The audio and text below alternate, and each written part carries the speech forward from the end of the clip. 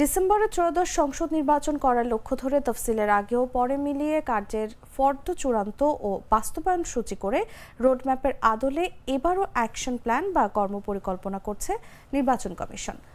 এছাড়াও ডিসেম্বরের ভোট এটা নিয়ে যাতে আর কোনো বিতর্ক না থাকে সেজন্য জুলাইয়ের মধ্যে এই কর্মপরিকল্পনা প্রকাশ করবে ইসি।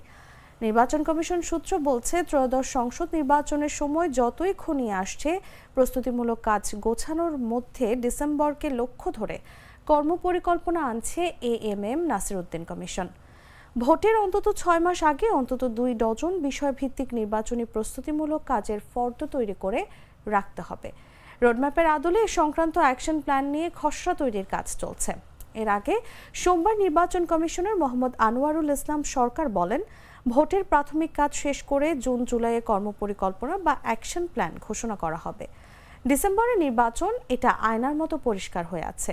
যাতে আর কোনো কনফিউশন না থাকে সেজন্য জুন-জুলাইয়ে অ্যাকশন প্ল্যান প্রকাশ করতে হবে বলেও মন্তব্য করেন তিনি।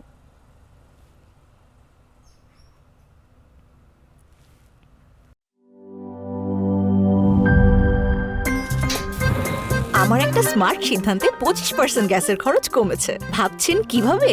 সাধারণ গ্যাস স্টোভ বদলে আমি এনেছি আরএফএল গ্যাস স্টোভ। এর সাইন্টিফিক নজল ও ব্রাস বার্নার ক্যাপ সমানভাবে তাপ ছড়িয়ে রান্না করে দ্রুত।